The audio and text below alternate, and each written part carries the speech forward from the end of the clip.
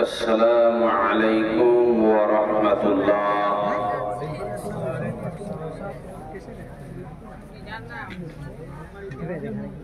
Innal hamdalillah nahmaduhu wa nasta'inuhu wa nastaghfiruh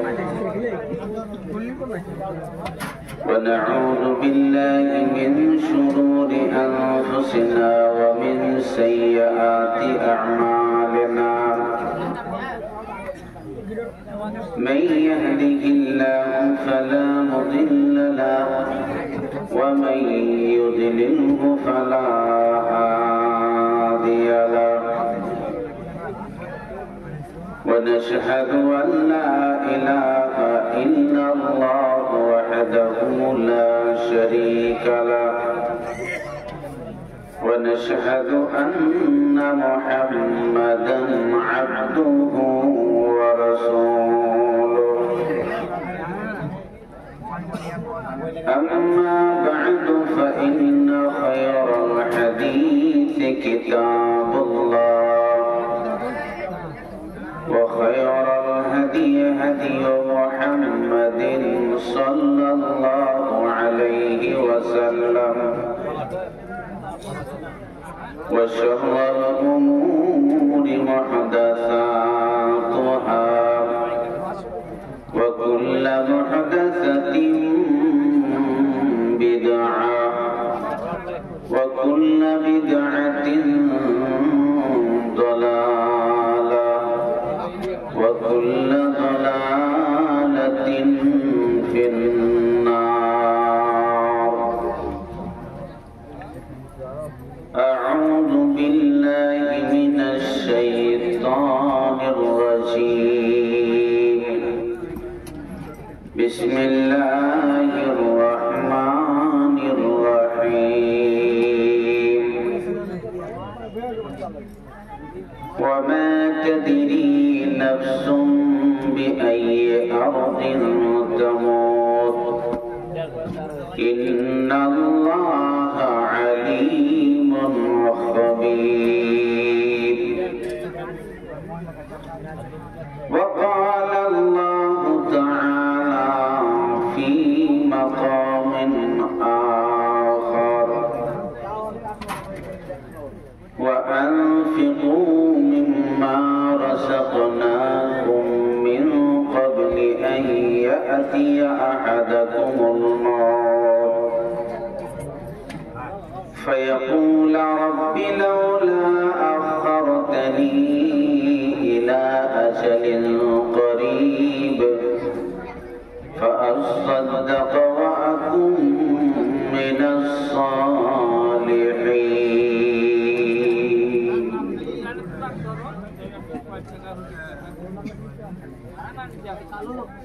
আমি মরে গেলে কাউর শরণে আসিব কি আর, আমায় ভাবিয়া অশ্রু ঝরাবে এমন বেদনা বুকে আছে কার।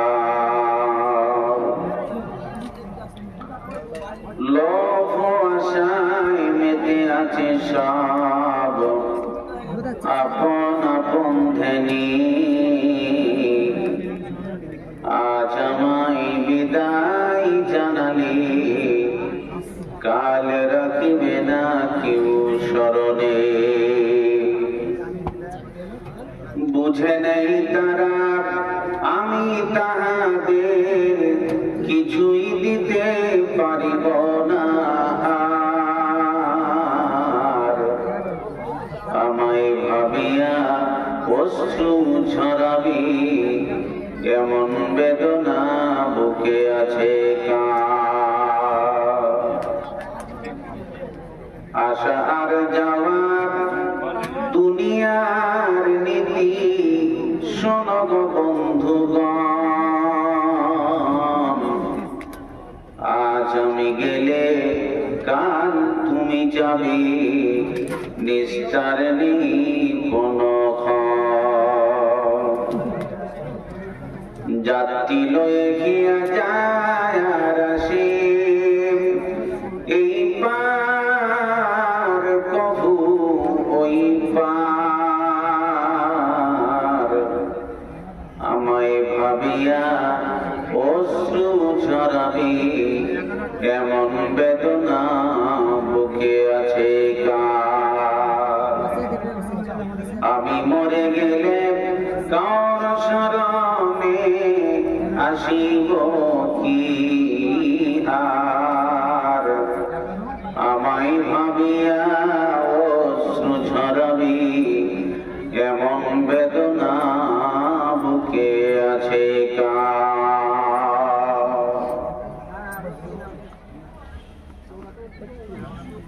মহেশঘাটি কবরস্থান উপলক্ষে আয়োজিত জলসার নির্বাচিত যোগ্যতম সভাপতি বিজ্ঞাপিত অবিজ্ঞাপিত উলামা হাজারা উপস্থিত কোরআন হাদিস পিপাসু শ্রোতাবৃন্দ পর্দার এক প্রান্তে অপেক্ষামান সর্বগুণে গুণান্বিতা সতী সাধবী আমার মা খালা বোনেরা, সমস্ত প্রশংসা উপাসনা আরাধনা আল্লাহ সুবহানাহু ওয়া তাআলার জন্য, যার দয়ার সংস্পর্শে এই রহমতের বাগানে বসবার সুযোগ পেয়েছি। তিনি আমাদের এই তৌফিক এনায়াত করেছেন। তাই আমরা প্রথমত মাহবুদের দরবারে কালিমাতুশ শুকর আদায় করি। সকলেই মহব্বতের সাথে বলুন আলহামদুলিল্লাহ। একদম সুইচ অফ নাকি গো? মহব্বতের সাথে জোরে সোরে আওয়াজ দিয়ে আবারও বলুন আলহামদুলিল্লাহ। তারপরে আমাদের সকলের শেষ নবী, আখির নবী, ইমামুর রাসূল, রাইসুল আম্বিয়া, আহমদী মুস্তাফা, মুহাম্মদী মুস্তাফা, সকলেই মুহাব্বতের সাথে বলুন সাল্লাল্লাহু আলাইহি ওয়াসাল্লাম। তিনার উপর অগণন শান্তির ধারা অবতীর্ণ হোক। আল্লাহুম্মা সাল্লি আলাইহি, আল্লাহুম্মা বারিক আলাইহি। সম্মানিত সুধী, আজকের জালসার শেষ সমাপনী পরিস্থিতিতে সংক্ষিপ্ত সময়ের ভিতরে আমি ছোট্ট একটি পয়েন্টের উপর আলোচনা রাখব। যদিও আপনারা সকলেই জানেন,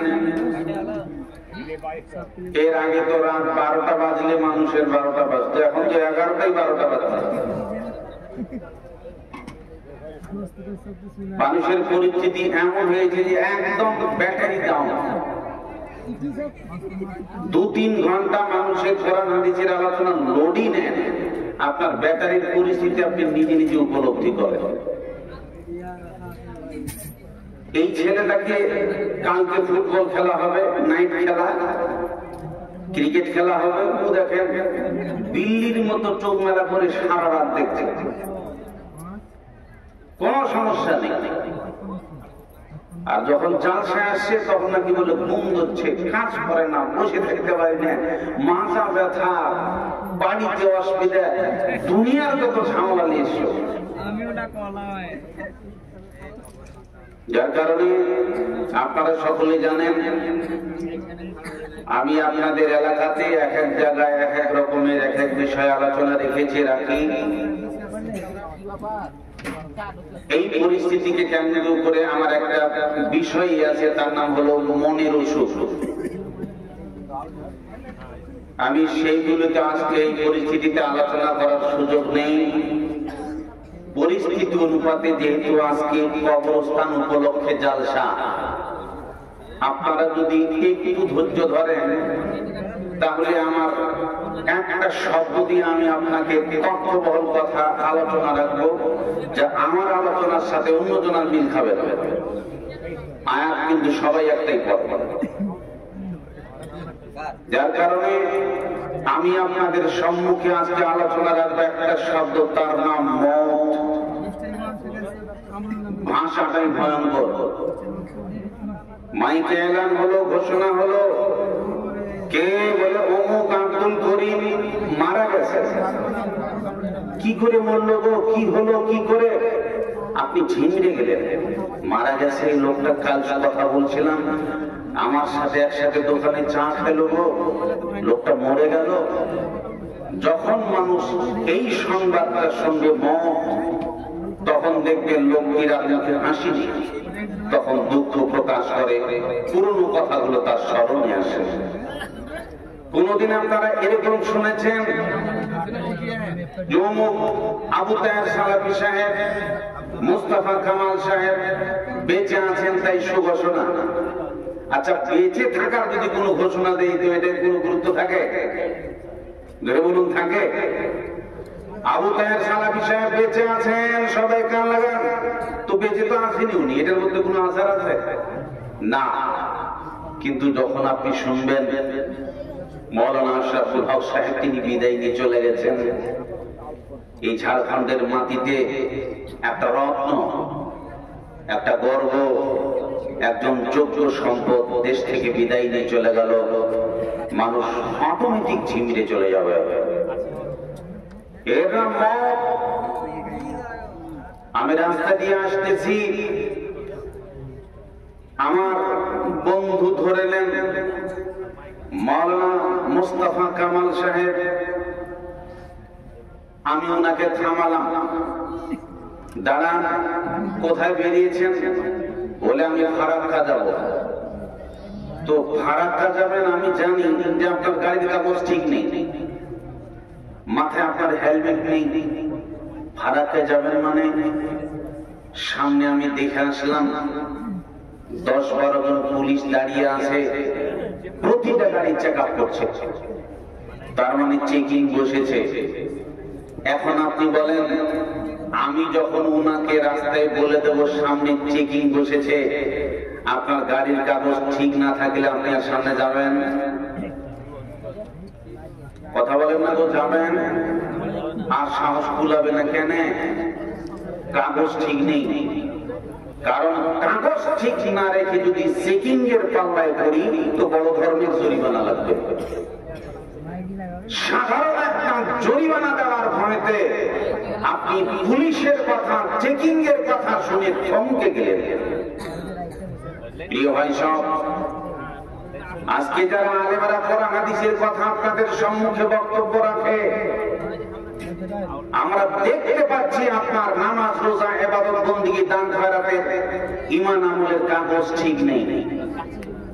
আপনি হক করে যদি মরে যান, এটাই আপনাকে সাবধান করতে শিখ, কবরে চেকিং আছে, এর নাম মুনকার নাকির। এই 2 জন পুলিশ আপনার চেক আপ করবে। যদি আপনার ঈমান আমলের কাগজ ঠিক না থাকে তাহলে ওখানে জরিমানা দিয়ে পার হবে না আপনার, আপনি বিপদে পড়ে যাবেন। ওখানকার মেলা ধরনের শাস্তির আলোচনা আপনারা শুনেছেন। এই জন্য আপনাদেরকে ভাই মনে করে, বন্ধু মনে করে এতটুকু শুধু সাবধানতা অবলম্বন করতে চাই, আপনি ভুল পথে চলছেন, আপনার ঈমান আমলের কাগজ ঠিক নেই, কবরে চেকিং বসে আছে, শুধু আপনাকে সাবধান করছি কোরআন হাদিসের ওয়াল নসিহত থেকে। জেনে রাখবেন, পৃথিবীর মুখে এমন একটা সাংঘাতিক ভাষা যার সাথে কোনো আপোষ চলে না, যে পুরো ছোঁয়া বোঝে না। একদিন চোখের সামনে দেখতেছি ছোট্ট একটা কচি বাচ্চা ছেলে, প্রায় 2 বছর তার বয়স হবে। ছেলেটার দেখছি নিঃশ্বাস বেরোয় না, ছেলেটার দেখছি নিঃশ্বাস বেরোয় না, দ্রুত গতিতে তার স্পন্দন হচ্ছে, খুব কষ্ট হচ্ছে, ছেলেটির জীবন বেরোয় না। আমি এই দৃশ্য দেখি অবাক হলাম। ছোট্ট একটা কচি বাচ্চা ছেলে যে জীবনের নীতি গুণা কি জিনিস চেনে না, একেও ছেড়ে কথা বলে না, এর নাম মওত। যে আলেম চেনে না, শিক্ষিত চেনে না, পণ্ডিত চেনে না, পুলিশ চেনে না, ডাক্তার ব্যারিস্টার চেনে না, গরিব ধনী চেনে না, পৃথিবীর কোন মানুষকে চেনে না, যার সাথে কোনো আপোষ চলে না, যে ঘুষ চায় না, যে টাকা দিলে বোঝে না। পৃথিবীর বুকে যেরকম আপনার কাছে একটা টাইম বোমা সেটিং করে দিলাম, ঠিক 12টা 10-এ বোমা ফেটে যাবে।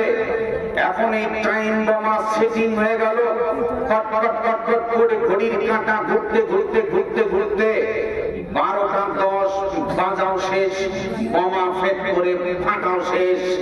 ঠিক সেইভাবে আপনাকে আল্লাহ পাক আয়ু নামক একটা বোমা সেটিং করে দিয়েছেন আপনার এই বডি নামক দেহের ভিতরে।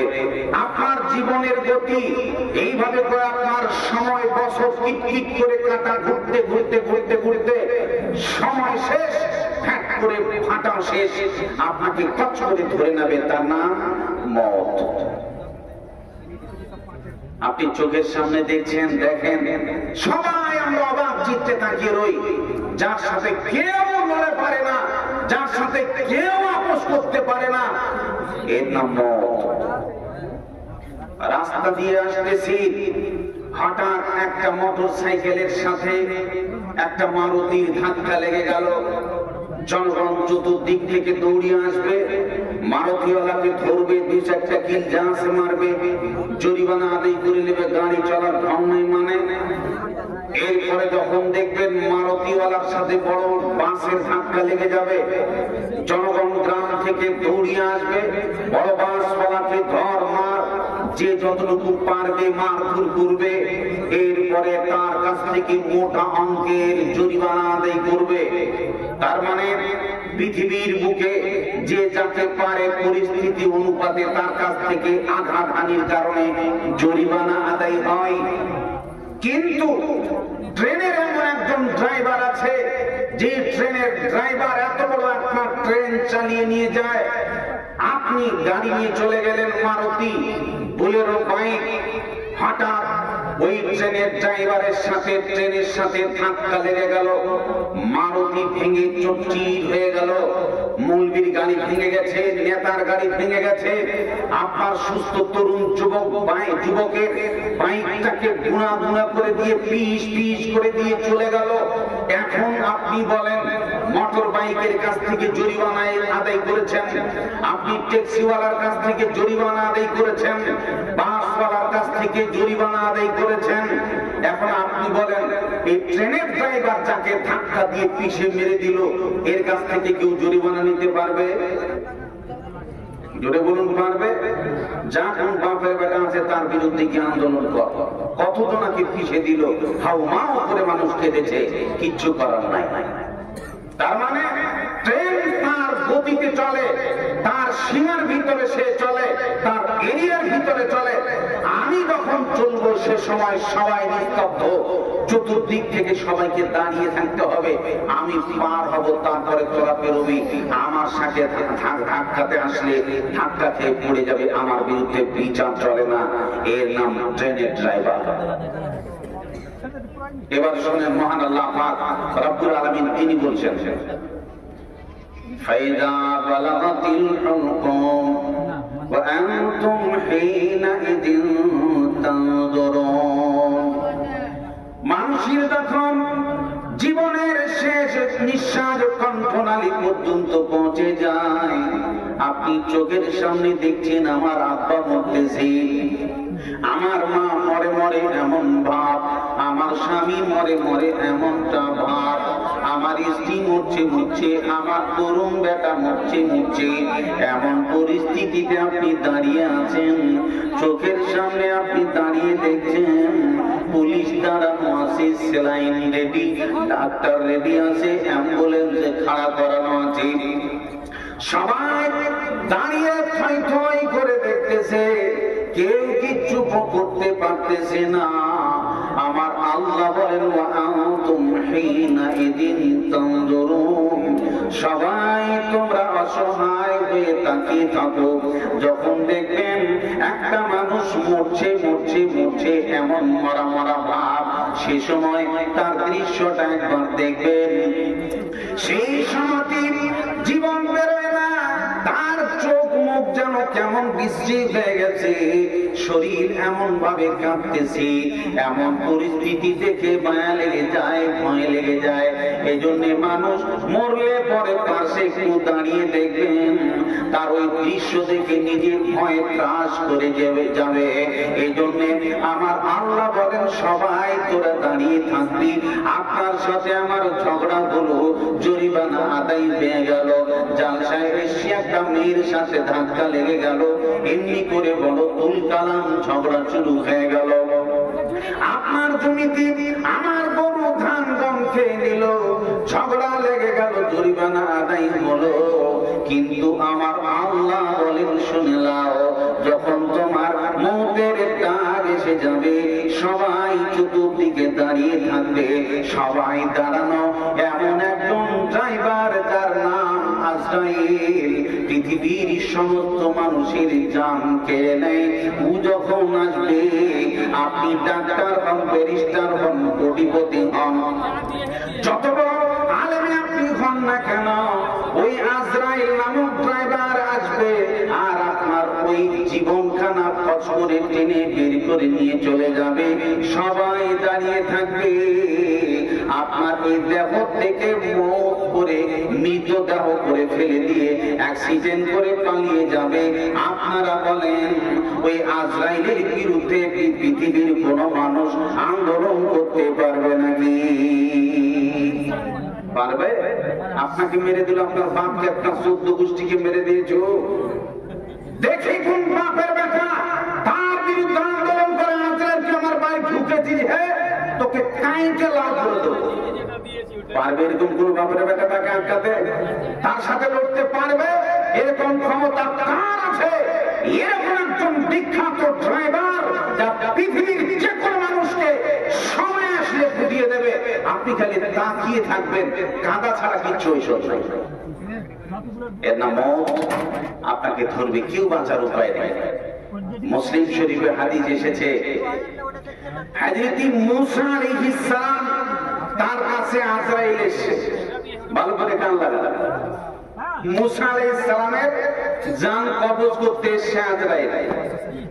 মুসা আলাইহিস সালাম খুব রাগী মানুষ, ঠাস করে এমন একটা থাপ্পড় মেরেছে আজরাইলকে, আজরাইলের চোখ কানা হয়ে গেছে।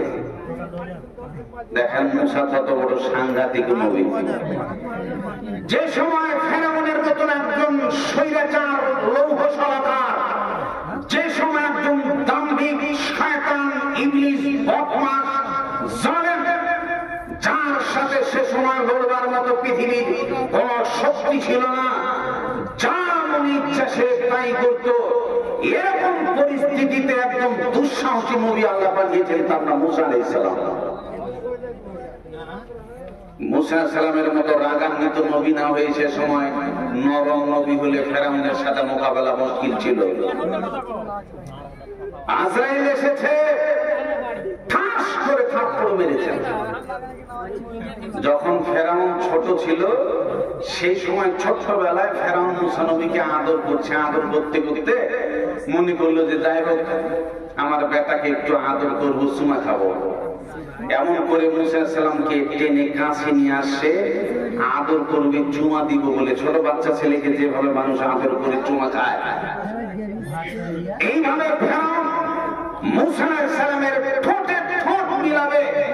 যখন কাছে গেছে মুখ, এই সময় মুসা সালাম ছোট বাল্য কচি ছেলে, ঠাস করে একটা ফেরাউনের গালে থাপ্পড়। ফেরাউন এই গালে থাপ্পড় খাওয়ার পর কয়, ওরে বাবা, ছোট বাচ্চা ছেলের থাপ্পড় এত ওজন কেন? যে থাপ্পড় খেয়েছে জীবনে আমার খেয়াল থাকবে, বাচ্চা ছেলের থাপ্পড় আবার এত ভারী হয়? ফেরাউনের গাল মনে হয় পুটি আপনার পোড়া রুটির মতো দাঁড় লেগে গেছে। ফেরাউন রেগে গেলেন। সেই সময় ফেরাউন মনে করেছিল যে আমি আজকে এই মুসা এই সেই দুশমন, আমি যার বিরুদ্ধে পদক্ষেপ নিয়ে হাজার হাজার আমি সন্তানকে হত্যা করেছি, আমার বাড়িতেই গাল সাপ পুষতেছি, একে সাড়ে কথা বলবো না। সে সময়কার স্ত্রী আসিয়া বেটি ছেলে কত সাংঘাতিক হয়, পৃথিবীর দৃষ্টান্তমূলক একজন নারী, তার নাম আসিয়া। তিনি বললেন, ফেরাউন তুমি খোদা না হুদা, তোমার মাথা ঠিক আছে? ছোট্ট ছেলে থাপ্পড় মারবে, তোমাদের সাথে খেতে হবে। দেখবেন বাপ যখন ছোট ছেলে মেয়েদেরকে আদর করে তো মারে না, দাড়ি ধরে টানে, চোখ খামছে, এরকম সেরকম করে। কিন্তু ফেরাউনের সন্দেহ হয়েছে যে চটটা খুব ভারী আছে, যার কারণে আসিয়া ফেরাউনকে বুঝালেন, অটোমেটিক ফেরাউন ফুটে গেল। যার কারণে তার ব্যাপারে লম্বা চড়া ঘটনা আছে। ফেরাউন মুসার ব্যাপারে আল্লাহ কোরআনে সবচেয়ে বেশি আলোচনা করেছেন, কারণ এই ব্যাপারে বিশ্বাস করবে তারা, আল্লাহর উপর ঈমান রেখেছে যারা। এই ফেরাউন মুসা নবীর থাপ্পড় খেয়েছে, ও ভালো করে জানে ছোটবেলা থাপ্পড়। আরেকজন লোক থাপ্পড় খেয়েছিল, যেই লোকটাকে থাপ্পড় মারার কারণে এক থাপ্পড়ে এক চড়ে মরে গেছে লোকটা। মুসা নবীর জীবনে এটাই সাংঘাতিক মিস্টেক, এক স্তরে মরে যাওয়া, মার্ডারের টেনশন। কিয়ামতের দিন মুসা নবীর এটাই টেনশন হবে, আমি শাসনের জন্য একজনকে থাপ্পড় মারলাম, লোকটা মরে গেল, আমার এটা অনুভব ছিল না। যার কারণে মুসা সালামের থাপ্পড় বড় সাংঘাতিক। দেখেন আজরাইলকে থাপ্পড় মেরেছে, ও আরো চোখ বানাতে, মুসা নবীর থাপ্পড়ের ওজন দেখেন, ফেরাউনের খেয়াল থাকবে না? আজরাইলের চোখ ভাঙা হয়ে গেছে, আল্লাহর কাছে গেলেন, আল্লাহ কার কাছে আপনি আমাকে পাঠালেন যে মরতে চায় না, আর কি অবস্থাটা করেছে আমার দেখেন, চোখ খানা করে দিয়েছে আমার। জলাজলির কাহিনী নয়, মুসলিম শরীফের হাদিস। আল্লাহ বললেন, হে মুসা শোনো। যাই হোক, এই আজরাইলকে বলছে, আজরাইল শোনো, মুসা যেহেতু মরতে চায় না, তো একটা কৌশল বাতাই দিয়েছি, যাও তার আয়ু বাড়ায়। কি করবে? আজরাইল মুসা সালামের কাছে আসলেন, আসার পর এবার মুসা সালামকে বলছেন, হে মুসা শোনো, তোমার মরার ইচ্ছা নেই, তার মানে এই হাদিসের দৃষ্টিকোণে বোঝা যায় মুসা আলাইহিস সালাম তিনি মরতে চান না, যে আমার এখন মওত হয়ে যাক, আমি আরো কিছু দীর্ঘদিন সময় পাবো এবং দিনের কাজ করব, তাবলীগ করব, ফেরাউনের বিরুদ্ধে লড়ব। এই ছিল মুসা আলাইহিস সালামের টেনশন। কিন্তু আজরাইল যখন এসে গেছে, এখন তো দেখছি সময় আমার নাই, তাই তিনি মনে করলেন এত তাড়াতাড়ি আমার মওত কেন? তিনি থাপ্পড় মেরে দিলেন, কানা হয়ে গেল। এবার আজরাইল এসে বলছেন, হে মুসা, আমার আল্লাহ তোমার আয়ু বাড়িয়ে দিয়েছে বলে শুনে নাও, একটা গাভীর পিঠে, একটা গরুর পিঠে তুমি হাত রেখে দাও, এই হাতের তালু লোমের উপর জয়টা ঢাকা পড়বে।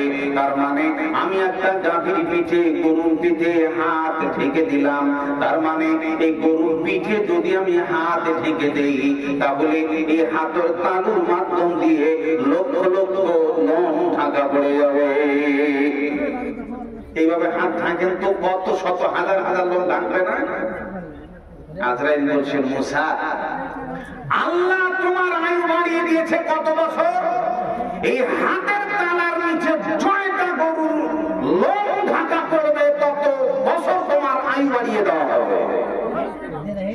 মুসা সালামের আবার প্রশ্ন, আচ্ছা ঠিক আছে, এই হাতের তালু দিলাম গরুর পিঠে, হাজার হাজার লোম ঢাকা পড়ে গেল, এক একটি লোমে এক এক বছর সময়। যাই হোক, এই সময় সে 1000 বছর হোক, 500 বছর বেড়ে যাওয়ার পর এখন কি হবে? আজরাইল বলছেন, এই সময়গুলো অতিবাহিত হয়ে যাওয়ার পর আবার মরতে হবে। দেখছেন, তার মানে এতগুলো সময়, এতগুলো বছর কেটে যাওয়ার পর আবার কি হবে? মওত হবে। মুসা সালাম তিনি বলছেন, শোনো, যদি আবার মরতেই হয়, এতগুলো সময় আমি পেলাম, পাওয়ার পরে যদি আবার আমাকে মরতেই হয়, তাহলে আর কাল বিলম্ব নয়। আজরাইল তুমি তোমার দায়িত্ব পালন করো, আর কাল বিলম্ব নয়, দেরি করে লাভ নাই, আমার মওতের ব্যবস্থা করে দাও। আজই হোক বা কালই হোক মরতে যখন হবে এমন মরা মরব মোরা বেহেশতেতে যাবই। যারা নিঃসংকোচে আল্লাহর পথে মরতে হবে রাজি, মরলে তারা শহীদ হবে নইলে হবে গাজী। শহীদি মরা মরে যারা চিরকালই বাঁচতে চান, সত্যিকারে তারাই হয়েছে দিন দরদি মুসলমান। মুসা সালাম তিনার মতো এত বড় সাংঘাতিক নবী, মওতের হাত থেকে বাঁচবার কোন রকমের কৌশল নাই। আজ হোক কাল হোক এমন একটা টাইম বোমা, ইন্টারনেট অসহায়, সিসি ক্যামেরা অসহায়, বিজ্ঞান অসহায়, নবীরা অসহায়, আলিমেরা অসহায়, পৃথিবীর সমস্ত জ্ঞান এক জায়গায় করলে আমি মরব তখন এই সময়টা পৃথিবীর কেউ পাবে না। সুবহানাল্লাহ। আল্লাহ কুদরত দেখেন, এমন একটা টাইম বোমা প্রত্যেকেরই সেটিং করা আছে, পৃথিবীর কোন মানুষ বাঁচার ক্ষমতা নেই। দেখেন আরেকটা তথ্যবহুল হাদিস আপনাকে বলছি। রাসূল সাল্লাল্লাহু আলাইহি ওয়াসাল্লামের বেটি ফাতেমাতুজ জোহরা, এটা বুখারী মুসলিম শরীফের হাদিস। আল্লাহ রাসূল সাল্লাল্লাহু আলাইহি ওয়াসাল্লাম অসুস্থ, সেই সময় রাসূলের বেটি ফাতেমাতুজ জোহরা তিনি আসলেন রাসূলের কাছে। আসার পর বিশ্বনবী মুহাম্মদ সাল্লাল্লাহু আলাইহি ওয়াসাল্লাম বেটি ফাতেমাকে চরম ভালোবাসতেন। তিনি ডানে অথবা বামে সুম্মা আজলাসাহা আন ইয়ামিনিহি আও আন শিমালিহি, তিনি ডানে অথবা বামে বসিয়ে দিলেন। বসিয়ে নেওয়ার পর বেটির কানে কানে ফুসফুস করে কি যেন বললেন। আমার মা বোনরা ভালো করে হাদিসটা কান লাগাবেন। বিশ্বনবী তার সমর্থিত চিরা পাশে বসানো, এমনি করে ফাতেমা আসলেন। বিশ্বনবী ফুসফুস করে কানে কানে কি যেন একটা বললেন। ফাবাকাত বুকাআন শাদীদা, ফাতেমা তো দৌড়ান, সঙ্গে সঙ্গে তিনি ভীষণ ভাবে কাঁদতে লাগলেন, দুগড়ে দুগড়ে কাঁদতে লাগলেন, কান্নার থামে না। বিশ্বনবী ফাতেমার কান্না দেখে আবার একটা কানে কানে কি বললেন, সঙ্গে সঙ্গে কান্না থেমে গেল। ফাদাহিকাত, তিনি হাসতে লাগলেন। এই অবাক দৃশ্য দেখে আয়েশা সিদ্দিকা জিজ্ঞাসা করলেন, ফাতেমা আল্লাহ রাসূল তোমার কানে কানে কি গোপনে কথা বললো বুঝতে পারলাম না। প্রথম কথায় তুমি হেসে উঠলে, কাঁদে উঠলে, আবার পরে একটা কি কথা কানে কানে বললো, তুমি ডুগড়ে ডুগড়ে কাঁদতে লাগলে। তোমাদের দুবা বেটা জাদু মাখা কথা একটু তো বুঝতে পারলাম না, আমায় বলো। ফাতেমা বলছেন, যে কথা আমার আব্বা আমার কানে বলেছে এই কথা আমি প্রকাশ করব না। অথবা সাংঘাতিক কথা, নবীর সব স্ত্রীরা এখানে বসে আছে, অথচ বাপ বেটি এমন কথা কানে কানে চলছে, হাসি আর কান্না। কি সেই কথা? আয়েশা সিদ্দিকা তিনি টেনশনে পড়ে গেলেন, কি কথা এটা আমাকে জানতে হবে। এই তদন্তে ফিরে গেলেন, কিন্তু ফাতেমা বলছে না যে কথা আমার বেটির জ্ঞান দেখেন, অথচ রাসূল নিষেধ করেনি যে তুমি এই কথা কাউকে বলো না, এটা নবী বলেন। এরপরও যে কথা আমার বাপ কানে লুকিয়ে বলেছে এটা আমি প্রকাশ করব না, বেটির জ্ঞান দেখেন। প্রিয় ভাই সাহেব, কিছুদিন পর বিশ্বনবীর ইন্তেকাল হয়ে গেল। ইন্তেকাল হয়ে যাওয়ার পর এবার আয়েশা সিদ্দিকা এসেছেন। আসার পরে বলছেন, ফাতেমা সেই কথাটা এখনো আমার ব্রেনে নাড়া দেয়, টেনশন হয়। তোমরা দু বাপ বেটি মিলে কানে কানে কি গল্প করছিলে সেটা আমায় বলো। এবার ফাতেমা বলছেন, যাই হোক আমার আব্বা যখন ইন্তেকাল করে গেছেন, মানুষ যদি মরে যায় তাহলে তার ভালো আলোচনা করার সমস্যা নেই, কিন্তু মরে যাবার পরে লোকটা চোর ছিল, গুন্ডা ছিল, এমন ছিল তেমন ছিল, মরে যাওয়ার পরে মন্দ আলোচনা করাটা ঠিক নয়। তিনি দেখলেন আমার আব্বা যেটা কথা বলেছে সেটা অত্যন্ত দামি কথা। আব্বা ইন্তেকাল করেছে, এখন যদি আমি বলে তো সমস্যা হবে না। এখন ফাতেমা তিনি খুলে বলছেন, আমার আব্বা আমার প্রথমে কানে যে কথাটা বলল, বেটি রে আমাদের ফেরেশতা জিবরিল নামে আমি নবী দুইজনার প্রতি বছরে খতমে কোরআনের প্রোগ্রাম হয়। জিবরিল আমিন আমাকে পুরো কোরআনটা শোনায় আর আমিও শোনাই। এইভাবে প্রতি বছরে এমন ঘটনা চলে। বেটি রে, এই বছরে জিবরিল আমিন আমাকে 2 বার খতম কোরআন শুনিয়েছে। তার মানে এটা ইন সিগন্যাল হয়ে গেছে, আমার পৃথিবী ছাড়ার সময় হয়ে গেছে। বেটি রে, এখান থেকে তোমাকে আমি ভবিষ্যৎবাণী জানিয়ে দিলাম, আমি আর বেশি দেরি নয়।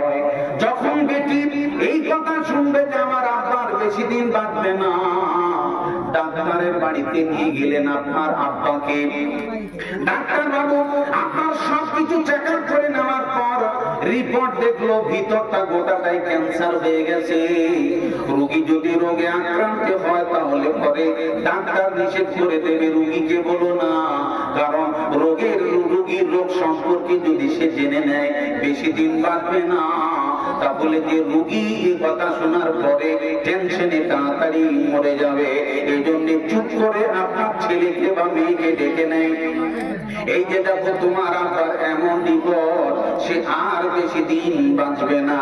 যখন এই কথা বেটি শুনতে পাবে অটোমেটিক ঝিমড়ে যাবে, বেকা ঝিমড়ে যাবে, আমার আব্বার পরিস্থিতি ভালো নয়। ঘরে উঠে গভীর রাত্রিতে টুকরে টুকরে কাঁদবে। আমার বাবা মাস্টার, আমার আব্বা বড় আলেম, আমার আব্বা শিক্ষিত, আমার আব্বা একজন শিল্পপতি, তিনি বিদায় নিয়ে চলে যাবেন, আর বেশি দিন বাঁচবে না। এটা যেমন পৃথিবীতে সন্তান বাপের দুঃখ সংবাদ শোনার পরে আর তার চোখে ঘুম আসে না, কাঁদতে লাগে। বেটি ফাতেমা তিনি যখন শুনলেন আমার আব্বা আর বেশি দিন বাঁচবে না, ডুবড়ে ডুবড়ে আমি কাঁদতে লেগেছিলাম।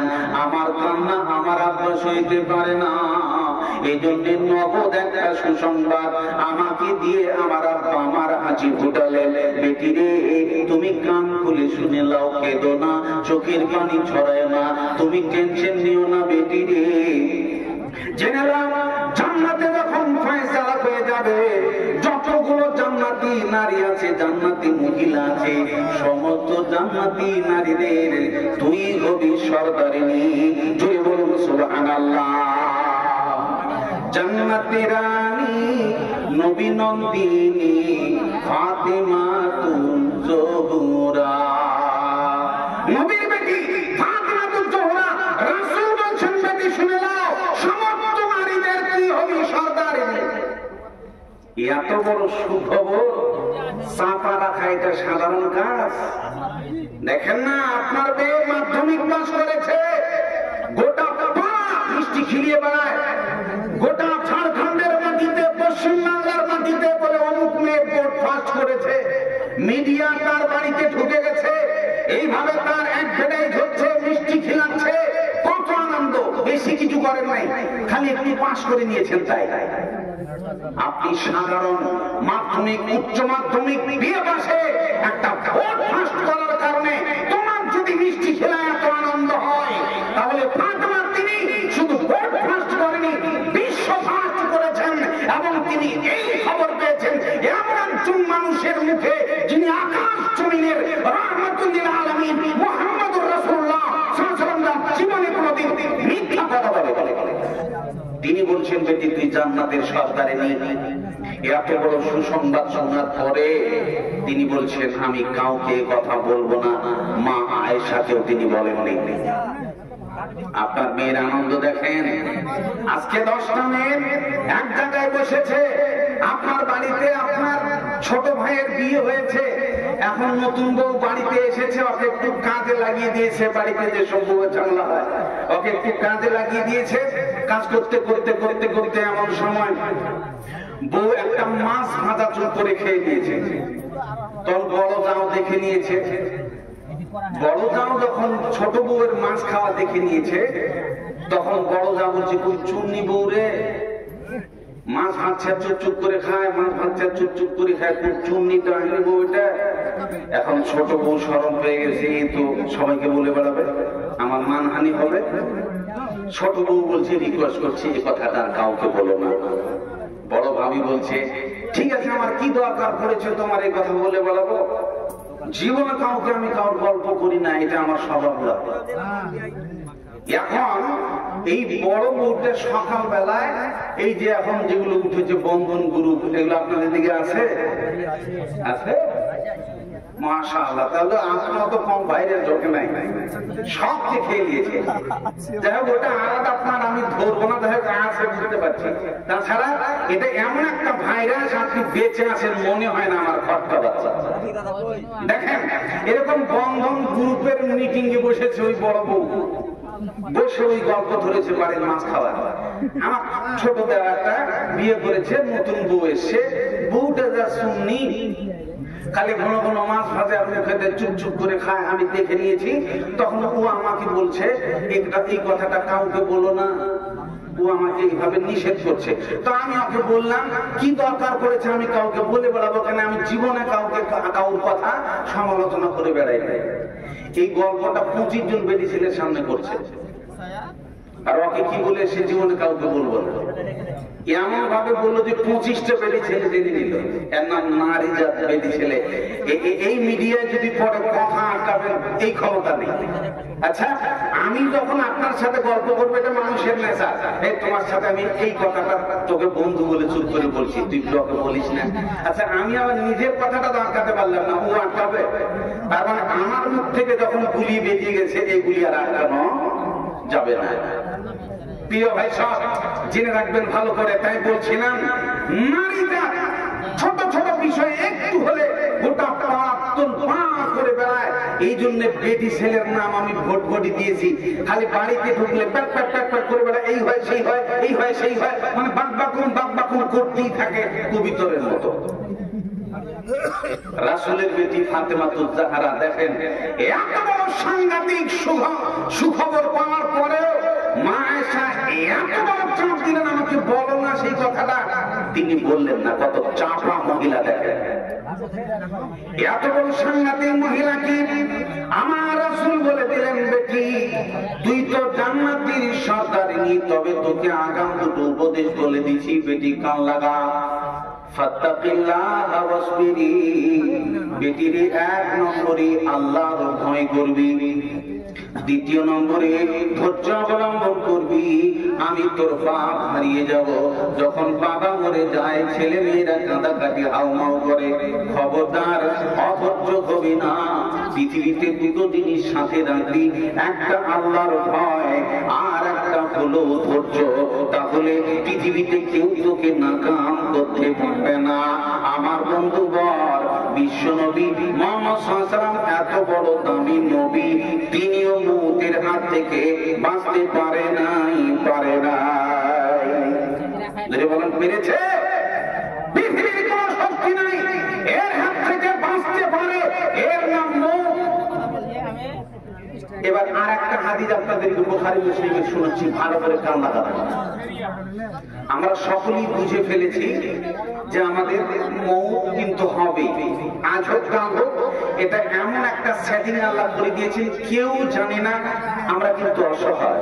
তাই দেখবেন হঠাৎ রাত্রিবেলা দেখলাম গো করিম চাচা, দেখলাম সকালে নামাজ পড়ছিল, আজকে আবার দেখতে পাই না কেন, তার মানে উনি স্ট্রোক হয়ে মারা গেছেন। কত লোকের সিরিয়াল দেখছি। এর আগের লোকেরা মরতো অসুস্থ হয়ে, রোগে আক্রান্ত। আজকে রাস্তাঘাট যেভাবে তৈরি হয়েছে, যুবক ছেলেরা যেভাবে গাড়ি চালায়, টেনা বেঁকা হয়ে স্টাইল করে ডিজাইন করে রোডে গিয়ে হাত ছেড়ে চলায় যায়। এরপরে কত রকমের দুর্দান্ত অ্যাক্সিডেন্ট হয়, এগুলো আপনারা দেখতে পাচ্ছেন। তার মানে পৃথিবীতে যত উন্নতি হচ্ছে, দুর্ঘটনা আর মৌত ততই বেড়ে চলেছে। তত আপনাকে খুব সাবধানতা অবলম্বন করতে হবে। দেখেন, আমরা সবাই বুঝে ফেলেছি এটা এমন একটা শক্তি, কাউকে ছেড়ে কথা বলবে না। পৃথিবীর শেষ সমাপনীর সময় যখন সবাই মানুষ বিদায় নিয়ে চলে যাবে, সে সময় একটা আপনি মাইকিং শুনতে পাবেন।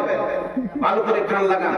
ফাইদা নুফিখা ফিস-সূর, যখন মাইকিং হবে, শেষ মাইকিং, সূরে যখন ফুঁক দেওয়া হবে, আল্লাহ নিজে বলছেন, বন্ধুগণ আমরা সকলেই মরে কবরে পড়ে আছি, এই ঘর থেকে কেউ উঠাবে এরকম তো কোনো উপায় নাই। আমার আল্লাহ বলেন, ওয়াস্তাবি ইয়াওমা ইউনাদিল মুনাদি মিন মাকানিন করিব, সেদিন একটা মাইকিং হবে, যে মাইকিংটা সবাই কাছ থেকে শুনতে পাবে। আজকে এখানে আপনাদের এই গ্রামে এখানে মাইক সেটিং করা হলো, আর প্রতিটা বাড়িতে বাড়িতে যদি মাইক সেটিং করে দেওয়া যায়, আর এখান থেকে যদি হ্যালো বলি, প্রতিটা বাড়িতে যেমন আওয়াজ চলে যাবে। যখন ইসরাফিল তার সিংহায় ফুঁক দিয়ে দেবে, কাছ থেকে আওয়াজটা শুনতে পাবে। তার মানে আপনি কবর জগতে শুয়ে আছেন, আর ওখানে ওই ইসরাফিলের মাইকিংটা আপনি ফট করে এমন ভাবে শুনতে পাবেন, যে মাইকিং, যে ঘোষণার কারণে খিড়িতে উঠে সমস্ত মানুষ দৌড়াবে। পৃথিবীতে এমন একজন আসামি, যেখানে ভারতের পুলিশ তদন্ত করতেছে, এমন একটা মানুষ, এমন একটা আসামি তদন্ত করে খুঁজতে খুঁজতে আজও পর্যন্ত পুলিশ তাকে ধরতে পারলো না। একটা মোবাইল চোরকে পুলিশ ধরতে পারে না, হয়রান হয়ে যায়। আমার আল্লাহ বলেন, আমি আল্লাহ সকলকে একত্রিত করব, সকলকে এক জায়গায় করবো, এটা আমার কাছে সহজ। যখন সুর ফুঁকে দেওয়া হবে আর পূর্ব দিক থেকে আগুন উঠবে, আর এই আগুনের ফোয়ারা যখন আপনি দেখতে পাবেন, আর কেউ শুয়ে থাকবে না।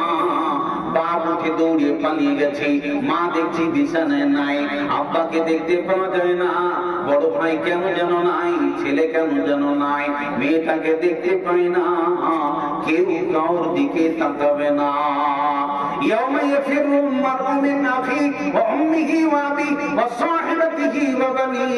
সেদিন এমন একটা পরিস্থিতি হবে, ছেলে মেয়ে ভাই বোন স্বামী স্ত্রী সবাই পালাপালি করবে, কেউ কাউর দিকে তাকাবে না, সবাই এক জায়গায় হবে। তার নাম ফিলিস্তিনের মাটির চল, ওই ময়দানে তোদের বিচার হবে, ওখানে যাওয়া হবে, সবাই একত্রিত হবে। লম্বা চড়া কথা, জান্নাতি জাহান্নামী উভয়ের ফয়সালা হয়ে যাবে। ফয়সালা চূড়ান্ত সিদ্ধান্ত হয়ে যাওয়ার পর আপনি জান্নাতি হয়ে গেলেন, জাহান্নামী হয়ে গেল, ফাইনাল বিচার হয়ে গেল।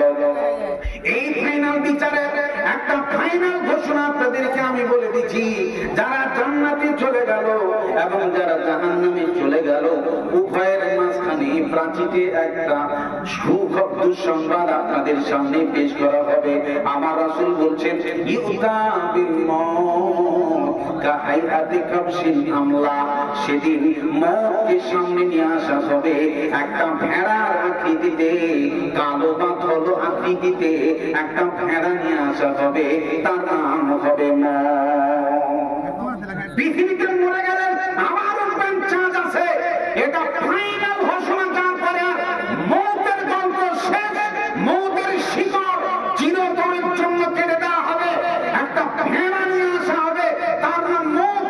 এবার জান্নাতি জাহান্নামী, জান্নাতীদেরকে জিজ্ঞাসা করা হবে, ফায়ুনাদি মুনাদিন ইয়া আহলাল জান্নাহ হাল তা'রিফুনা হাদা, হে জান্নাতি এদিকে কান লাগাও, হে জান্নাতি এদিকে কান লাগাও। ফায়াশরাইবুনা ওয়া ইয়ানজুরুন, তারা মাথা উঠাবে আর তাকিয়ে দেখবে, তাদের প্রশ্ন করা হবে, হাল তা'রিফুনা হাদা, এই যে দেখো তোমরা দেখতে পাচ্ছ ভেড়াটা, এটা তোমরা সবাই কেউ চিনতে পারছো, একে চেনো? ফায়াকুলুনা নাম হাদাল মওত, আমরা সবাই উত্তরে বলবো, যদি জাহান্নামী হই বা জান্নাতি হই তাহলে জান্নাতীরা বলবে, হ্যাঁ প্রতিপালক চিনতে পেরেছি, এটা তো মওত। আপনার হাতে যদি মোবাইলটা এইভাবে ধরি, এ যুবক ছেলে, ছোট বাচ্চা ছেলে, কচি ছেলে, বৃদ্ধ বয়স, সবাই এদিকে তাকান, এটার নাম কি বলতে পারবে না? পারবে না? চেনে না? চেনে না? খুব সাংঘাতিক জিনিস, একে সবাই চেনে, এত বড় সেনা মালিক। এ মানুষের কি করতে পারে এটা সবাই চেনে, ছোট বাচ্চারাও চেনে, বুড়ারাও চেনে। এটা কি?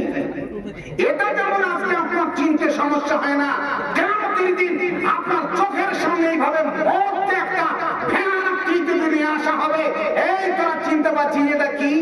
আপনি বলবেন, হ্যাঁ এটা তো মওত। এরপরে জাহান্নামীদেরকে ঘোষণা দেওয়া হবে, জাহান্নামী এদিকে কান লাগাও। তারা অবাক হবে, মনে হয় কোনো যেন একটা সুসংবাদ আছে নাকি, ছাড়া পেয়ে যাবো নাকি। তারাও মাথা উঠে তাকাবে, হে জাহান্নামী এদিকে কান লাগাও। এই যে দেখছো ভেড়া, এটা চিনতে পারছো, একে চেনো? ফায়াকুলুনা নাম হাযাল মওত, তারা উত্তরে বলবে হ্যাঁ তাকে চিনি, এটা মওত। তার মানে পরকালে আপনাকে ধারাপাত করে বুঝিয়ে ওয়াজ করে বুঝাতে হবে না, আপনি অটোমেটিক বুঝতে পারবেন যে এটা মওত।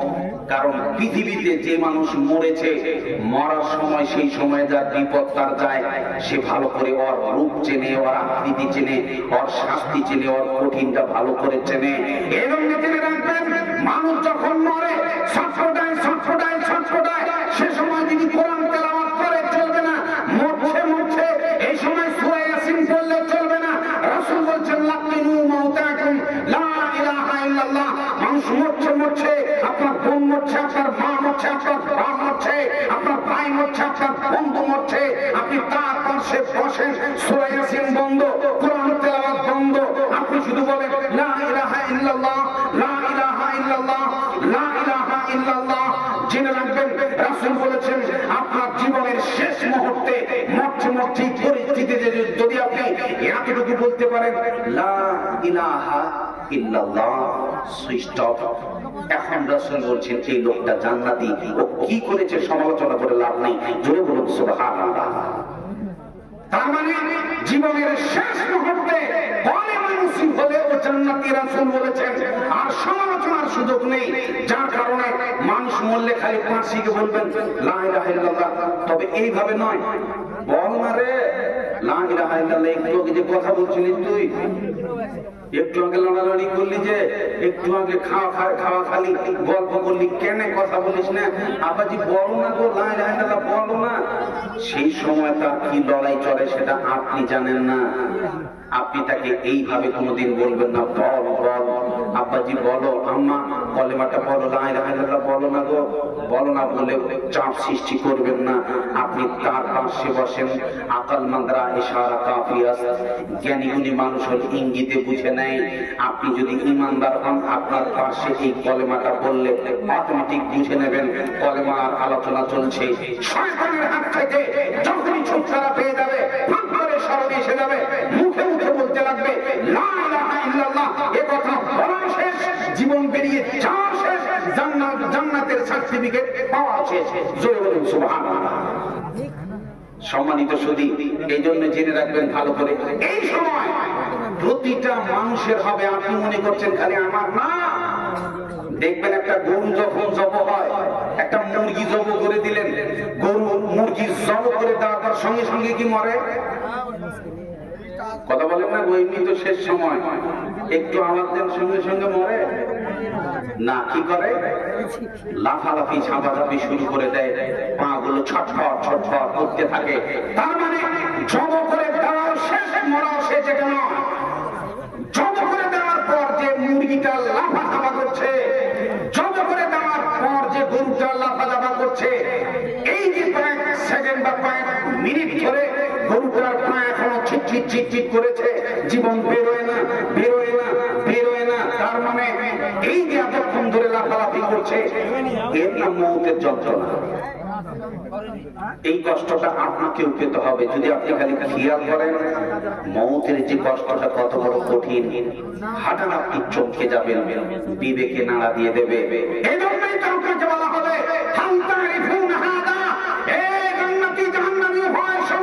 তোমরা একে চিনতে পারছো এটাকে? আপনি বলবেন, জান্নাতীও বলবে, জাহান্নামীও বলবে হ্যাঁ চিনি, এটা হলো মওত, যা অপরিচিত নয়। এবার প্রকাশ্যে তাকে জব করে দেওয়া হবে। তার মানে মওত চিরতরের জন্য কুরবানি হয়ে গেল, জব হয়ে গেল, মওতের গল্প শেষ, ফাইনাল ঘোষণা হয়ে গেল। জেনে রাখবেন, এই ফাইনাল ঘোষণা মানে জান্নাতি তোমরা খুলুদুন সালামত, চিরন্তন চিরজীবন জান্নাতে থাকবে, আর মওত বলে গল্প নেই। জাহান্নামী তোমরা ভালো করে কান লাগাও, আজ থেকে মওতের গল্প শেষ। আর মওত হবে না জাহান্নামে আত্মনাদ করে কাঁদবে, কেঁদে কেঁদে হাও হাও করে চোখের পানি ঝরাতে ঝরাতে চোখ দিয়ে রক্ত বেরোবে, জাহান্নামের হাহাকার কঠিন যন্ত্রণা ভুগবে, মওত চাইবে কিন্তু মওত হবে না। কারণ মওতের শিকড় চিরতরের জন্য কেটে দেওয়া হয়েছে। এই ঘোষণা শোনার পর পরিস্থিতিটা কি হবে? ধরে নেন ফুটবল খেলা চলছে বা ক্রিকেট খেলা চলছে, ফাইনাল খেলা। এই কয়েক মিনিটের ভিতরে কোটি প্রতিযোগিতাকার ব্যাপার আছে। ঠিক ঠিক দুই দল খেলতে খেলতে সমান, কেউ কাউকে গোল দিতে পারেনি। খেলতে খেলতে খেলতে 2-1 সেকেন্ড বাকি আছে, এমন সময় এক দলের প্লেয়ার কর্নার থেকে পক করে বলটা এমন ভাবে মেরে দিল, পক করে গোলে গিয়ে ঢুকে গেল গোল। আর 2-3 সেকেন্ড পর রেফারি বাঁশি মেরে দিল, খেলা শেষ। এখন আপনি বলেন এই ফাইনাল খেলায় যে গোল ঢুকে জিতে গেল দাঁড়িয়ে থাকবে না লাফালাফি করবে? বুঝতে পারেননি, দাঁড়িয়ে থাকবে। এখন ওর আনন্দটা আপনি ভালো করে জানেন। যার বিয়ে তার কিছুই নেই, পাড়াপড়শির ঘুম নেই, যে যারা খেলা তার টেনশন নেই, সাইডে যারা দেখে ও জানিয়ে শুধু খুলে ফেলে আনন্দ শেষ নেই। যার কারণে এখানে আনন্দটা আপনি ভালো করে জানেন। এখন আপনি বলেন একই ফিল্ডে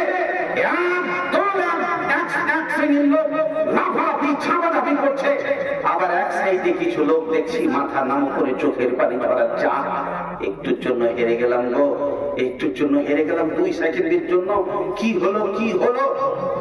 এই সময়টা যন্ত্রণাটা, তার কষ্টটা তারা জানে যারা হেরে গেছে।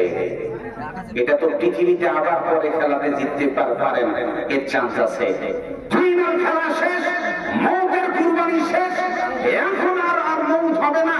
এখন আপনি বলেন জান্নাতীরা কুদাকুদি শুরু করে দিবে আর জাহান্নামীদের হাউমাউ করে কাঁদাকাটি শুরু হয়ে যাবে। এখন আপনি বলেন মরতে চাইবে না, হবে না। জান্নাতীরা যদি আর মৌত থাকতো আনন্দে স্টপ হয়ে দম ফেটে মরে যেত। জাহান্নামীদের যদি মৌত হতো তাহলে তারা হাউমাউ করে কাঁদতে কাঁদতে কাঁদতে কাঁদতে হাউমাউ করে কাঁদতে আর টেনশনে টেনশনে টেনশনে তারা মরে যেত। আর মৌত বলে কোনো গল্প নেই সম্মানিত শুধু, যার কারণে কিয়ামতের দিন এটা হবে ফাইনাল ঘোষণা। এরপরে জান্নাত জাহান্নাম যাওয়ার মতো আর গল্প নেই। হে জান্নাতি হে জাহান্নামী, শুনে রাখো এটা ফাইনাল ঘোষণা। সবার জন্য মৌতের ঘোষণা হয়ে গেল। এরকম একটা ফাইনাল ঘোষণার সম্মুখীন আপনাকে হতে হবে। আল্লাহ বলছেন ওমা তাদরি নাফসুম বিআইয়ি আরদিন তামুত, পৃথিবীর বুকে যত মানুষের জীবন আছে, আত্মা আছে, কোথায় মরবে, কোন জায়গায় মরবে, কোন জমিনে মরবে, পৃথিবীর কোন বাপের বেটা, কোন ডাক্তার, কোন ইন্টারনেট এই কথা আপনাকে বলে দেওয়ার ক্ষমতা রাখে না যে কোথায় তুই মরবি। যদি কেউ পারত তাহলে সকলেই জানবেন। ফেরাউনের মতো স্বৈরাচার লম্পট যখন দরিয়ায় পা দিয়ে দিল, ও যদি জানতো যে আমি মরে যাব তাহলে কি ওখানে নামতো, পানিতে নামতো? ওই অটোমেটিক ওভারব্রিজেও পা দিত না। যে দাবি করেছে রাব্বুকুমুল আলা, আমি তোমাদের সর্বোচ্চ মহান রব, এই ভণ্ড খোদার রব দাবি করার পরেও সে যে এই দরিয়ায় ডুবে মরবে নিজেও বলতে পারেনি। এর নাম মওত, যে ফেরাউনকে ছেড়ে কথা বলে। আপনি কোথায় লাফালাফি করেন? প্রিয় ভাই সব, একজন ভাই আমার উনি 900 আছে গো নাকি আগে দিয়েছে 900 আছে। যাই হোক আমি বলবো ইনশাআল্লাহ, শেষ সময়ে একটু অসুবিধা হয় যদিও আলোচনা করতে, কথার নাম লতা। আমি একটা পাঠ আপনাদের সম্মুখে শুধু বলছি, একটা ভাষা, তার নাম মওত। পৃথিবীর কোন ব্যক্তিকে ছেড়ে কথা বলবে না। আপনাকে ছেড়ে দেবে, কোনো বাপকে ছেড়ে দেবে, কোনো ভাইকে কেউ না। এখন আপনি মরে গেলেন, চেকিং হবে কোথায়? প্রথমে বলেছি কোথায়? কবরে চেকিং রেডি। ওখানে যেহেতু আপনাকে যেতে হবে, এই জন্য খাস করে আল্লাহর আয়াতটা শোনেন। আমি তো নিজে বললে হবে না, 1000 করিয়ে দিল, মাশাআল্লাহ। দোয়া করে দেবো আমি। তবে শেষের সময় ভাই পালায় যায় না, কমসে কম 10 টাকা হোক, 50, 100 হোক আমার হাতে দিয়ে যাবে। আমি মুসাফির মানুষ জানি, আমিও কালেকশনের কম বড় বাবু নয়, কিন্তু এই সময় তো আর হবে না। কালেকশনের জায়গায় আমাকে ভিড়তে হবে, সে সময় খেলা আমিও ভালো করে জানি, সেটা নয় তো। শেষের খেলা এরকম সবারই। গত পরশুদিন কালীগঞ্জে ছিলাম, 90 কুইন্টাল রড উঠিয়েছি। মানে একটা মসজিদ তৈরি করতে গিয়ে যা লাগে আপনার ইট, সিমেন্ট, বালি, টালি এবং টাকা, মিষ্টি খরচ সহ সব উঠিয়ে দিয়েছে আল্লাহর রহমতে। তো যাই হোক, সেই সময়গুলো আলাদা, কালেকশন আপনারা যথেষ্ট দিয়েছেন। আর শেষের সময় যখন এই যে গায়ে দুধে দুধে যেরকম শেষ করে দেয়, পরে যে দুধের দুধ টানতে তো হবে না, তাই কিনা? ওই শেষের বেলায় ওই 2-4 ফোঁটা বেরোবে, ওটা দিয়ে চালিয়ে দিতে হবে। যার কারণে শেষের সময় রাসূল বলেছেন ইন্নামাল আ'মালু বিল খাওয়াতিম, শেষ যার ভালো সব তার ভালো। আমি বলে দিয়েছি আপনি কি করেছেন, খালি মুখটা শেষের সময় মুখ থেকে লা ইলাহা ইল্লাল্লাহ বেরিয়ে গেল, বাস আপনার নসিব ভালো। এজন্য আজকে আপনি রাতে বেঁচে আছেন, সকাল পর্যন্ত বেঁচে থাকবো এই গ্যারান্টি কি আর পৃথিবীর কেউ দিতে পারে? এই ক্ষমতা কারোর নেই। আপনি মরবেন কোথায়, কোন জমিনে, কোন সময়, পৃথিবীর কোন বাপের বেটা বলার ক্ষমতা নেই। তবে আমি মুসাফির মানুষ, আপনার জন্য শুধু দোয়া করে দেবো। আমি আপনাকে ভালোবাসি, আপনারা আমাকে ভালোবাসেন, তাই বন্ধু হিসাবে, ভাই হিসাবে, বাকি হিসাবে আমি আপনাদের জন্য প্রাণ খুলে দোয়া করে দেবো আল্লাহর ওয়াস্তে। শেষের সময় 100-200 যার যা আছে ভাই পকেটে হাত ঢোকান, বাস আমি শুধু মুসাফির হিসাবে দোয়া করে দেবো। রাসূল বলেছেন মুসাফিরের দোয়া কবুল হয়। ফলে এই গ্যারান্টি কার্ডটার উপর বিশ্বাস রেখে আমি একটু রাসূলের ভাষাগুলো বলে আপনার জন্য দোয়া দেবো। আপনার সাথে আমার কোনো শত্রুতা নেই। গভীর রাত একটা কিনকিন করতে লাগলো, ডাক্তার বাবুর কাছে গেলাম, কষ্ট করে ছবি তুলে নিলেন, নেওয়ার পর দেখা যাচ্ছে আপনার একটা কিডনি ডাউন। এখন আপনি জানেন কত টাকা লাগে। পৃথিবীর এমন একটা নিষ্ঠুর কাউন্টার, যার কাছে কোনো দয়া মায়া নেই, গরিব দুঃখী বোঝে না, এর নাম ডাক্তার। এই জায়গাতে আপনি ফেসে গেলে অনেক টাকা চলে যাবে। আমি চাইছি এরকম বিপজ্জনক রোগ এবং বিপজ্জনক অ্যাক্সিডেন্ট থেকে বাঁচার জন্য আল্লাহর ওয়াস্তে আগে একটু ভ্যাকসিনটা কেটে দেন, এই কাউন্টারের নামটা লিখিয়ে দেন, একটু দয়া করে হাত বাড়িয়ে দেবেন, যাতে করে আল্লাহ এরকম বিপজ্জনক রোগে আক্রান্ত আপনাকে না করে বাঁচিয়ে দেয়। কারণ দোয়া এটা এমন একটা জাতীয় সম্পদ, আপনি সাধারণ ভাবে বললে হবে না। রাসূল বলেছেন মুসাফিরের দোয়া কবুলের গ্যারান্টি কার্ড। তাই আমি যদি বলি মুসাফির হিসেবে দোয়া করি, রাসূল যেহেতু বলেছেন, তাই সেই হিসাবে বিশ্বাস রেখে আল্লাহ আপনি যেটা নিয়ত করবেন আল্লাহ কবুল করবে ইনশাআল্লাহ। এতটুকু বিশ্বাস রেখে যার পকেটে যা আছে তা আল্লাহর ওয়াস্তে শেষের সময় দোয়ার জন্য, নেবার জন্য দেবেন। আমি শুধু আল্লাহর ওয়াস্তে দোয়া করে দেব। যাই হোক, এখানে আমার কয়েকজন ভাই, একজন 1000 টাকা, একজন 200, একজন 100 করে, এইভাবে কয়েকজন আল্লাহ দান করে গেছেন। আল্লাহুম্মা সাল্লি আলাইহিম, আল্লাহুম্মা বারিক আলাইহিম। বাস আল্লাহ এই দুটো কথা তুমি কবুল করে নাও। এলাকার উপর রহমত নাজিল করো, এলাকার উপর বরকত নাজিল করো। তার মানে আল্লাহর দয়া খাওয়ার যদি আপনার বাড়িতে বসে যায়, আল্লাহ যদি বরকত কথাটা কবুল করে নেয়, বাস আপনার সংসারে আর সমস্যা হবে না, আপনার বাড়িতে আর অশান্তি হবে না। সকালে বেরিয়ে গেলেন, আমার অনুভব ছিল টোটো নিয়ে বেরিয়ে গেলাম, ভোটবড়ি নিয়ে বেরিয়ে গেলাম, মনে হয় যেন কোনো প্যাসেঞ্জারই হবে না। একটু মোড়ে যাওয়ার পর দেখছি 10 জন দাঁড়িয়ে আছে, ক্ষণিকের ভিতরে 200-400 টাকা কামাই। এর নাম আল্লাহ। জেনে রাখবেন, তিনি হচ্ছেন কিভাবে আপনার ইনকাম হবে তার ব্যবস্থা যিনি করে দিতে পারেন, তিনি আল্লাহ। যার কারণে আল্লাহ তোমার কাছে ভিক্ষা চাই। তোমার বান্দারা এই কবরস্থানের জন্য, যেটা আসলে আমাদের বাড়ি, এই পৃথিবীতে সময় অল্প টাইম পাবো, কিন্তু এরপরে ওই বাড়িতেই হলো আমাদের বাস্তব বাড়ি। ওই বাড়িতে যেহেতু আমাদেরকে যেতে হবে, তাই তোমার কাছে ভিক্ষা চাইছি। যদি ভালো যারা যে উদ্দেশ্যে দান করেছেন, আল্লাহ তাদের দান কবুল করে দাও, তাদের মনের কামনা বাসনা পূরণ করে দাও, এলাকাদের বাড়ির অশান্তি বালা মুসিবত দূর করে দাও, এলাকাদের সংসারে উন্নতি দাও, এলাকা ছেলে মেয়েদেরকে নেক বানাও, এলাকা থেকে রক্ষা করো। আমার বাপজি তিনি 200 টাকা দান করে গেছেন। আল্লাহুম্মা সাল্লি আলাইহি, আল্লাহুম্মা বারিক আলাইহি, জাযাকাল্লাহ, হায়াকাল্লাহ, বারাকাল্লাহ। আল্লাহ বাপজিকে তুমি সুস্থ রাখো, হেফাজতে রাখো, এলাকা ছেলে মেয়েদেরকে তুমি নেক বানাও। এই 200-400 টাকার বদলে কোটি কোটি টাকা ইনকামের পথ পন্থা খুলে দাও। আরেক ভাই আমার 100 টাকা দান করেছে। আল্লাহুম্মা সাল্লি আলাইহি, আল্লাহুম্মা বারিক আলাইহি, জাযাকাল্লাহ, হায়াকাল্লাহ, বারাকাল্লাহ। আল্লাহ আমার ভাই দান তুমি কবুল করে নাও, এলাকার মনের কামনা বাসনা পূরণ করে দাও, এলাকার বাড়ির অশান্তি বালা মুসিবত দূর করে দাও, এলাকার ছেলে মেয়েদেরকে নেক বানাও। আমিন আমিন। রাফিকুল মিস্ত্রি দিয়েছেন 2000, আব্দুল গনি ভাই 1000, রাফিক মিস্ত্রি 4000, মহিলা প্যান্ডেল থেকে 6800, নাদিম 5000, শরীফুল 2000, আজু 2000, জামিল সৌদিয়া থেকে 500, সাইফুল মিস্ত্রি 4000, দিলদার কাপড়াওয়ালা 10,000, আশরাফ 1000, নাম্বার দিছি, আগলা বিবি পিতার নামে 4000, আবুল আজাদ 1000, মোবাইল আসতে বলে বাড়ি আনোয়ার 5000, তৌফিক 500, আইনুল 5000, ইসহাক 5000, নজরুল 1000, আরিফ 5000। মাশাআল্লাহ মাশাআল্লাহ। মুনতাসির ভাই 100 টাকা। মাশাআল্লাহ মাশাআল্লাহ। রব্বুল আলামিন তোমার কয়েকজন বান্দা বান্দি মওলা কারীম কেউ বা 10,000, কেউ 5,000, কেউ 2-4,000 করে দান করে গেছে মওলা।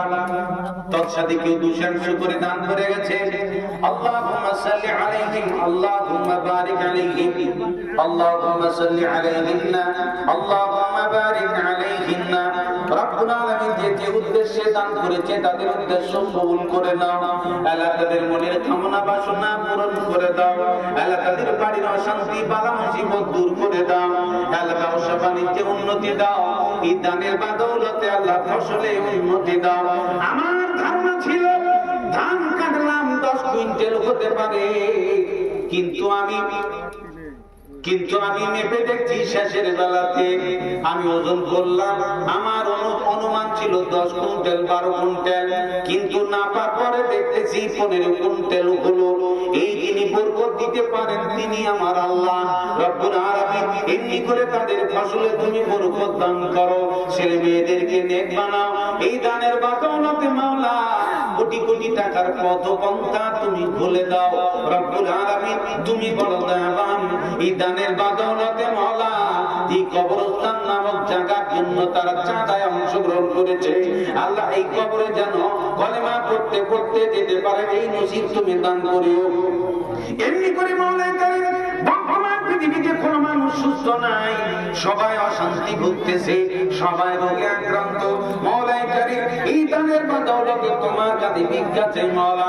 হে আল্লাহ তাকে গজবের ওষুধ থেকে তুমি রক্ষা করো, হেফাজতের জীবন দাও, সুস্থতার জীবন দাও। আমিন আমিন। আর কেউ আছেন? আর কেউ আছেন? বেপরদা বেহায়া নারী ঘুরিয়া বেড়াই বাড়ি বাড়ি, বেপরদা বেহায়া নারী ঘুরিয়া বেড়াই বাড়ি বাড়ি, জাহান্নামের আগুন তোরা সইবি কেমনে, সাবধানে থাকিও নারী পর্দার আড়ালে, সাবধানে থাকিও নারী পর্দার আড়ালে। লিপস্টিক আর আলতা দিয়া মার্কেটেতে যায় চলিয়া, ভাবি বলে ঠাট্টা করে, ভাবি বলে ঠাট্টা করে দোকানদার গনি, সাবধানে থাকিও নারী পর্দার আড়ালে, সাবধানে থাকিও নারী পর্দার আড়ালে। যায় মেয়েরা স্কুলেতে মাথার কাপড় খোলা রেখে, পিঠ ফাঁকা বুক ফাঁকা, পিঠ ফাঁকা বুক ফাঁকা কামিজ পরে চলেছে, সাবধানে থাকিও নারী পর্দার আড়ালে, সাবধানে থাকিও নারী পর্দার আড়ালে। শালি কখনো হাত ধরিয়া সিনেমাতে যায় চলিয়া, কোরআন হাদিস ভুলে তারা, কোরআন হাদিস ভুলে তারা আনন্দেতে যায় মেতে, সাবধানে থাকিও নারী পর্দার আড়ালে, সাবধানে থাকিও নারী পর্দার আড়ালে। বেপর্দা বেহায়া নারী ঘুরিয়া বেড়ায় বাড়ি বাড়ি, জাহান্নামের আগুন তোরা সইবি কেমনে, জাহান্নামের আগুন তোরা সইবি কেমনে, সাবধানে থাকিও নারী পর্দার আড়ালে, সাবধানে থাকিও নারী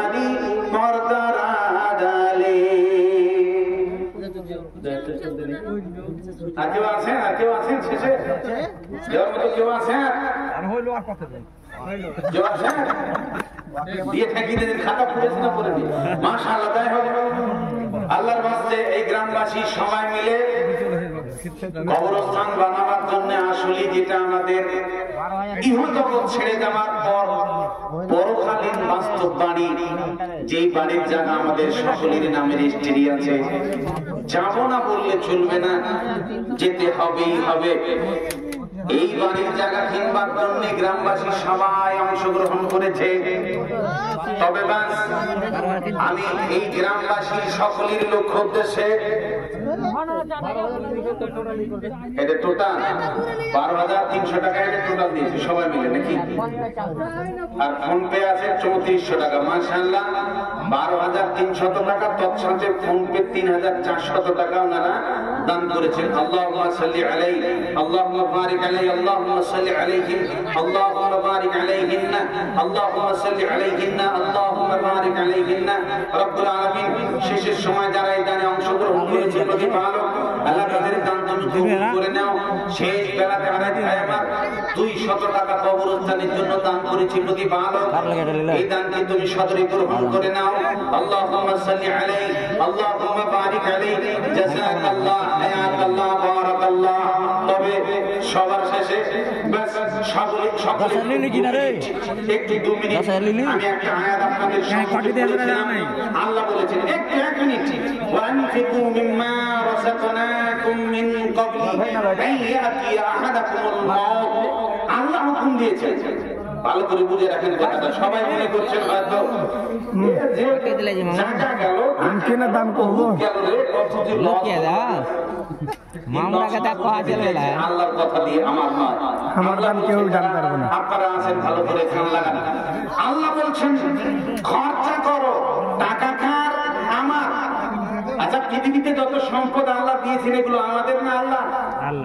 কিয়ামত হলে গোটা পৃথিবী সব সম্পদ কার নামে হবে? আল্লাহর নামে হবে। তার মানে আপনার পুঁজি কিছুক্ষণের জন্য। দেখবেন মানুষ যখন মরে ওই সময় যদি মস্তানি করে বলে যে যাই হোক ভুল বুঝতে পেরেছি বেটা, এই যাই হোক আমার এই 3 বিঘা জমি আছে আর 3 কোটি টাকা ব্যাংকে আছে, সব কটা মাদ্রাসায় দিয়ে দেয়, পারবে না। তার মানে আপনি আপনার সম্পদ থেকে সব সম্পদ দান করতে পারবেন না, আপনি নিজে এই সম্পদের মালিক নন। 3 ভাগের 1 ভাগ মাথায় যেন খেয়াল থাকে। আপনি মরছেন সেই সময় আপনার সম্পদ গুলোর থেকে সব যদি বলেন দান করে দেবো, চলবে না। এই মস্তানি কতটুকু পারবেন? 3 বিঘা আছে, কতটুকু? 1 বিঘা দিতে পারবেন। 3 লাখ আছে, কত দিতে পারবেন? 1 লাখ। তার মানে আপনি 1 লাখের মালিক, 2 লাখের মস্তানি চলবে না। এটা হাত দেওয়ার অধিকার ইসলাম আপনাকে দেয়নি, বিশ্ব নবী মুহাম্মদ সাল্লাল্লাহু আলাইহি ওয়াসাল্লাম দেয়নি। যার কারণে আপনি এখন বুঝলেন বেশি পুঁজি কিন্তু আপনার না, আপনি অল্প পুঁজির মালিক। তাহলে সব সম্পত্তি আসলে কার? আল্লাহ পাকের। তো আল্লাহ পাক রব্বুল আলামিন সব সম্পত্তি তার। আল্লাহ বলছেন তুই মরার আগে খরচা করবি আমার টাকা, বাড়ি গাড়ি ব্যবসা বাণিজ্য ফসল এগুলো। শুনছিলাম বলছিলাম মাওলানা যে এবছরে আবার ভালো আছে, তাই না? এবছরে আবার ভালো, আবার অন্য বছরে ফির গ্যাস বাইক বলে নিবে। তার মানে তিনি সব ব্যাপারে পরীক্ষা করেন, এগুলো অনেক আয়াত আছে। তবে আল্লাহ রব্বুল আলামিন যে সম্পদগুলো আপনাকে দিয়েছেন, আল্লাহ বলছেন আমার টাকা আমার সম্পদ সবই আমার, এগুলো থেকে তুই খরচা করবি কখন? মরার আগে। আল্লাহ বলছেন মিন ক্বাবলি আন ইয়াতিয়া আহাদাকুমুল মাউত, মরার আগে খরচা করবি। কারণ এখন শোনেন, আল্লাহ বলছেন কারণ মরার আগে খরচা করবি কেন? এই আয়াতটাকে আপনারা একটু লক্ষ্য করবেন। মানুষ যখন মরছে মরা ভাব, এই সময় আপনার একটা আবেদন থাকে, ভালো করে কান লাগাবেন। আপনি মরছেন সেই সময় আপনার একটা আবেদন থাকে। কি বলেন আপনি? লাউলা আখখারতানি ইলা আজালিন করিব, আমাকে যদি একটু সময় দেওয়া হতো, 2 মিনিট